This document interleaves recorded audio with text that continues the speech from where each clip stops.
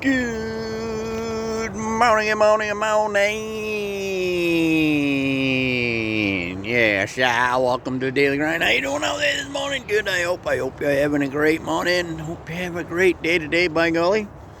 All day long. Let's get right to it. Crack-lacking. How do you get through a day when you just, something terrible has happened and you're just hurting and you're broken and you just don't know what to do?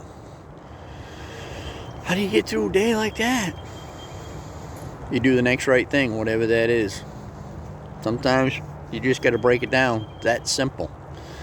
I've had a few of them times in my life where something happened that was so painful and so excruciating, I couldn't think, I couldn't function. I didn't know what to do. It's like, what do?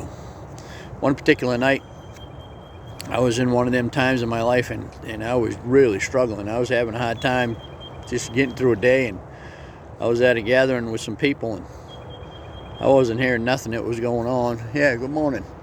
I wasn't hearing nothing that was going on, and then I heard this one girl, she spoke up and she said, she said, for 3 days I sat on the couch and cried. Didn't get up, couldn't eat, didn't shower, didn't do anything. I just cried. She said they sent my son to Iraq. I didn't know if I was ever going to see him again, and I could not handle it. I just sat on that couch and laid on that couch for 3 days and cried. Then she said I just kind of had an awakening.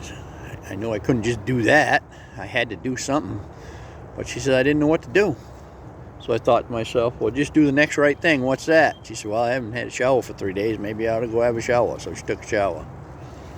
Then she said to herself, what's the next right thing now? Well, maybe I need to have something to eat. I haven't eaten for 3 days. She made herself something to eat. Even though she wasn't hungry, she forced herself to eat. And she just kept talking along them lines that I just kept doing the next right thing. And I thought, wow, that's the only thing I heard that night in amongst all them people in that gathering. And it was, we were talking about things. And I went home, I got up the next morning, and, I was just, like I said, I was having a hard time functioning. I was in some really, really rough waters. I said, well, what's the next right thing? Well, make some breakfast. You got to go to work. So I made myself some breakfast. I ate breakfast. Then I thought, well, now what's the next right thing? Well, get dressed. So I got dressed, and now what's the next right thing? Well, get out the door, go get in your truck and get started and head to work. And that's what I did. And I got to the job, what's the next right thing? Well, get your tools out. And that's how I functioned for about a month. I just kept asking myself, what's the next right thing to do? And then I did it. I still felt numb because there's so much pain going on. But I got through that time by saying to myself, what's the next right thing to do? So if you're in one of them situations and you just don't feel like you know what to do and you're just in that kind of pain and it's hurting, just ask yourself the question, what's the next right thing?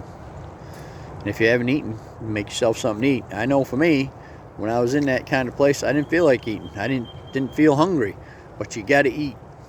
So I'd force myself to eat something.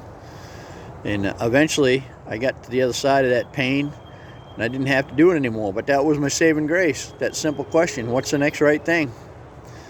No matter what's going on in your life, if you're in that place where you're just having a rough time, that's a good way to get through it. What's the next right thing? What's the next right thing to do? And just do it. You gotta get up and get ready for work. Then get up and get ready for work. Gotta have some breakfast. Have some breakfast. Gotta drive to work. Drive to work. Gotta work. Work. When you get home, same thing. Just keep asking yourself, what's the next right thing? And that will get you to the other side. And also, ask for help. Get support. It's much better going through something when you got somebody around you that's supporting you. I know sometimes I'd be around people, I didn't say 2 words, and they might not have said a lot, but they were around, and I knew they were around, and that was a big help. Anyway, that's my story. I'm sticking to it.